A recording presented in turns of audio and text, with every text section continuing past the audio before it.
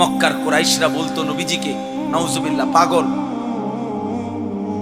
আল্লাহ তাআলা ওয়াদা করছে, কসম করছে যে বন্ধু আমি কসম করে বলছি, মা আনতা বিনিআমাতি রাব্বিকা বিমাজনুন, আপনার উপরে 24 ঘন্টা আমার নেয়ামত বর্ষিত হয়, এমন নেয়ামত প্রাপ্ত বন্ধু আমার, আপনি পাগল হইতে পারেন না।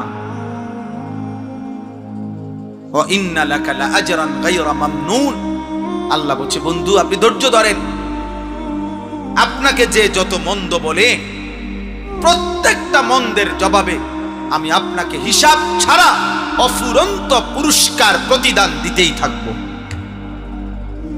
এরপরে আল্লাহ বলছেন, এই আমার শেষ কথা শোনো যুবক, ওয়া ইন্নাকা লাআলা খুলুকিন আযীম, আল্লাহ বলছে বন্ধু আপনি পৃথিবীবাসীর সামনে আমি আল্লাহ আপনার ব্যাপারে চ্যালেঞ্জ করলাম, আপনাকে আমি আল্লাহই সর্বশ্রেষ্ঠ সুমহান সর্বোচ্চ উত্তম চরিত্রে দিয়ে সাজিয়েছি, পাঠিয়েছি।